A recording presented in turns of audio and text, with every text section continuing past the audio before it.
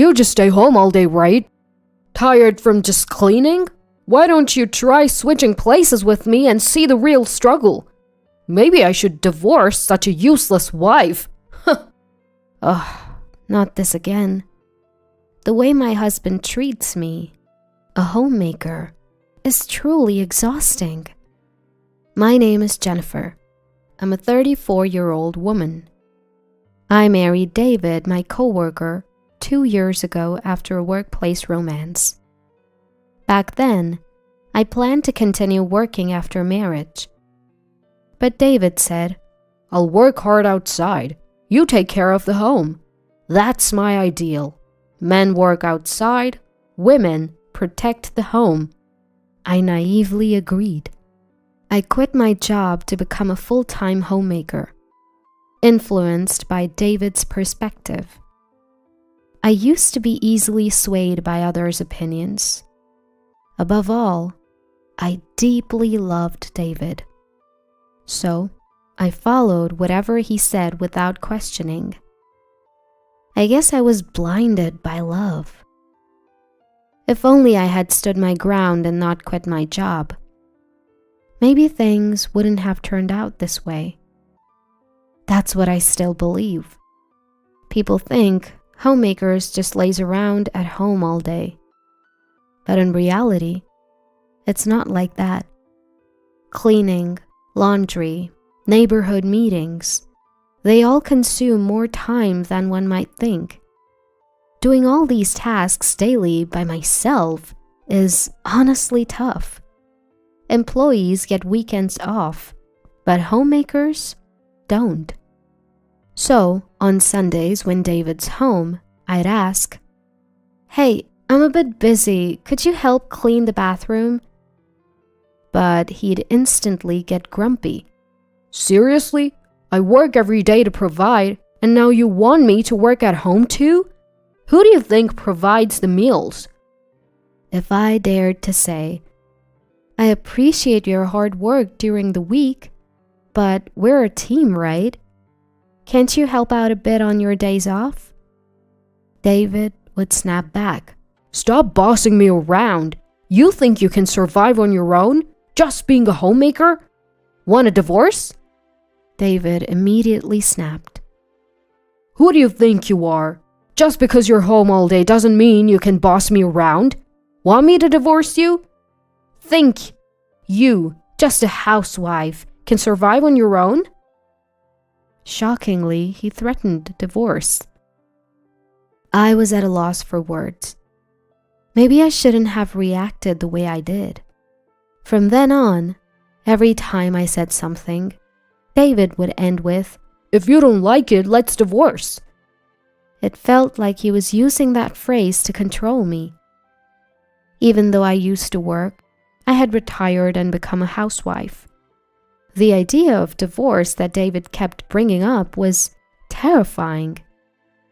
If he really divorced me, how would I survive? What about income? Where would I live?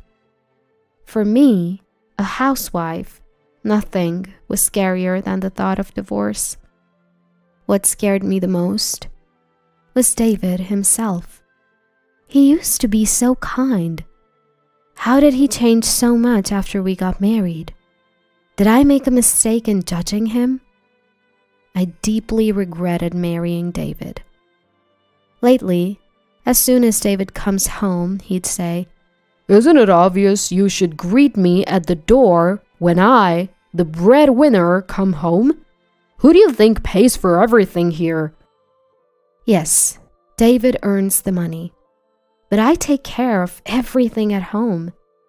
We're supposed to be partners, not in a master-servant relationship. It's supposed to be an equal relationship. Yet, David seems to believe he's superior. He looks down on me, thinking he's above.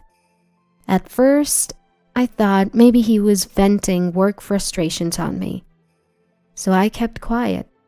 But over time, David began to act like he was always right. And every day was like this. After his lecture, David carelessly throws his suit all over the place, and changes into casual clothes.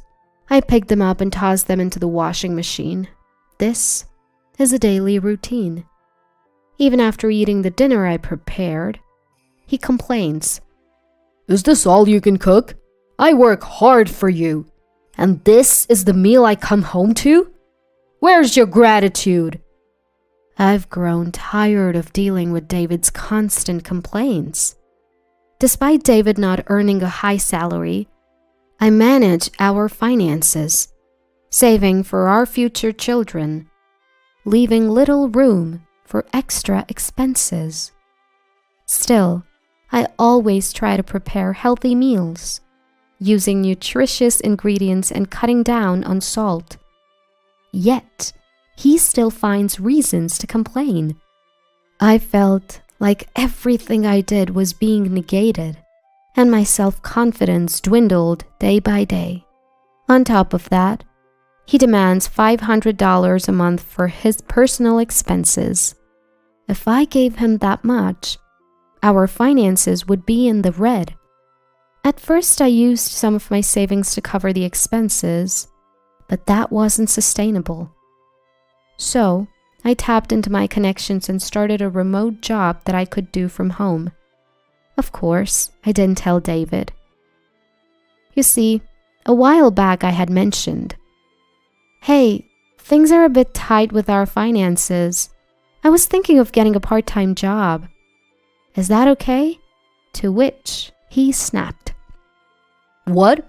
Are you saying I don't earn enough? You probably just want extra cash to splurge, right? You should just stick to taking care of the house. Knowing David, I was sure that if I earned, he'd just take more for his personal expenses. So, I decided to work remotely without telling David. The money I earned went towards our living expenses and savings for the future. A former colleague introduced me to his remote job. I would log into the company system and handle administrative tasks, mainly settling travel expenses claimed by employees. Having experience from my previous job, the work wasn't challenging. More than that, being home all day, this remote job gave me a sense of purpose. It felt rewarding. Then, one day, after juggling remote work and household chores, I was exhausted. I decided to take a short break and lay down on the sofa. That was a mistake. I unintentionally fell asleep and was awakened by David in the evening. It was already night. Of course, dinner wasn't ready, and neither was the bathroom. David, seeing this, sighed and said, What were you doing all day? Lounging around?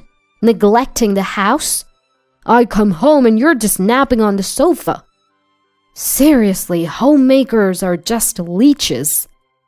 Usually I wouldn't react to David's words, but that day I was tired, so I snapped back. What's your problem? I just happened to fall asleep today. Stop making it sound like I do nothing all day. David, not expecting a retort, turned red with anger. You're defying me? I'm the head of this household. How dare you speak to me in that tone? If you're going to be defiant, leave this house. Well, maybe I will. I've been waiting to take some time for myself anyway. It was a classic case of tit for tat. I quickly packed some essentials and headed to a nearby hotel. The look of shock on David's face as I left was priceless. He probably never imagined I'd actually leave. In the past, I would have just been bewildered if David told me to leave. But now, things were different. After all, I had my remote job as a source of income. Being confined to the house and only doing household chores, this job became my only connection to the outside world. The feeling of being appreciated and thanked directly for my work. Seeing my efforts being rewarded with a paycheck. Having never received gratitude from David for all the housework, this job had become a significant part of my life. Thanks to my remote job, I gained confidence and strength. Maybe some time apart would be good for both of us. With that thought, I lived in the hotel for about a week. During that time, I continued my remote work from the hotel and even uncovered some fraudulent activities by an employee. Then, one day, my phone rang. It was David. I was thinking it might be time for me to return home, so I hoped this call would be the perfect opportunity. When I answered, David said, "Hey, isn't it about time you came back? You've had some time to reflect, right?" Who does he think needs to reflect here? Even as I was at loss for words, David continued, "You must be missing me, right? Life must be tough without me. If you apologize, I'll let you come back home." Such arrogance from him. Who does he think he is? So I decided to play it humble and said, "I'm really sorry. It was my fault. I miss you every day. Please let me come back home." To my surprise, he responded with such relief. "I knew it. You can't handle life without me. Fine, come back home." He couldn't even see through my act. I was taken aback, but decided to return home with an innocent face. When I got back, the house was a complete mess. Clothes were scattered all over the floor, with no place to step. Trash overflowed from the bin, giving off a foul smell. Dirty dishes piled up in the sink. In just a week, he managed to turn the place upside down. I was almost impressed. I thought maybe he'd have cooled off in my absence. Maybe he'd have taken care of the house. All my maybes were shattered. He probably called me back because he couldn't handle the mess anymore. Not because he missed me or felt sorry. Realizing this, I was disappointed in David. I couldn't believe it had come to this. I was once again disappointed by David's carelessness, but in a way, I was grateful because it gave me the push I needed to do what I had planned for David without any hesitation. For about a month, I acted as if nothing was wrong at home. I cleaned up the mess David made and followed his every command, even when he complained. Then, the day of reckoning came. I executed the plan I had prepared and waited for David to come home. I didn't prepare dinner or even the bathroom. When David came home, he was angry that I hadn't greeted him at the door or prepared dinner. I simply apologized. "I'm sorry, I was so busy today and couldn't get to it." Feeling empowered by my submissive attitude, David lashed out even more than usual, and then he said those words. "You're just a parasite, you know. You can't earn money and can't even manage the house properly. I wonder what would happen to a woman like you if we divorced. Maybe I should just file for divorce, huh?" I had been waiting for him to say that. The word divorce that David flaunted like a badge of honor. With a smile, I replied, "You don't need to file. I've already prepared the divorce papers." David looked confused, so I showed him the actual divorce papers, already signed by me. "All you need to do is sign." David started to panic. Of course, he never expected me to agree to a divorce. "What? No. You'd be the one in trouble if we divorced, right?" "Don't worry. I'll be just fine. Haven't you noticed? Look around the house. Don't you see?" David looked around frantically. "Where's the TV? The fridge is gone too. What's going on?" Oh, did you forget? I brought the TV and the fridge when we moved in. So, it's only natural that I take them with me when we divorce. I had everything I bought removed by professionals. Wait, you can't divorce me. How will you survive without my income? See, I sighed. Don't you get it? The person handling expense claims at your company, that's me. We never met face to face, only communicated through chat or email. So you never realized. Yes, I was working remotely for my former workplace, which is David's company. The old acquaintance I mentioned was a colleague from that company. I had been hired part-time on the condition of remote work. I used my maiden name as my family name and kept my first name. At first, I thought David might find out. But that was needless worry. For me, David had long forgotten my maiden name. I'll tell you one last thing. Your expense claims were clearly off compared to others. So I looked into it. I've already reported the results to our boss. The employee misconduct I discovered while at the hotel was none other than David. While handling David's expense reports, I found several suspicious claims. Claims for travel expenses, for supposed business trips and hotel stays. But as his wife, I knew David was home on those days. David was trying to embezzle money by claiming fake business trips. He probably thought he'd gotten away with it.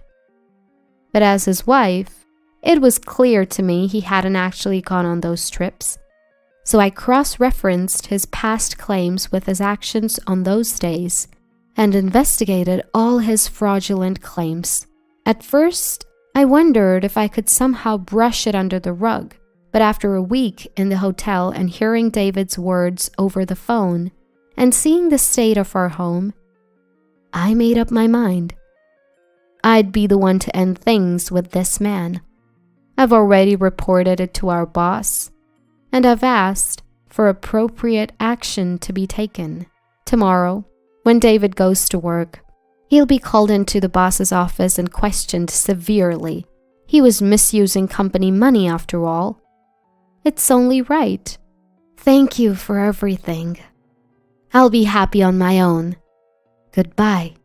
My belongings have already been shipped to my new place. All that's left is for me to leave this house.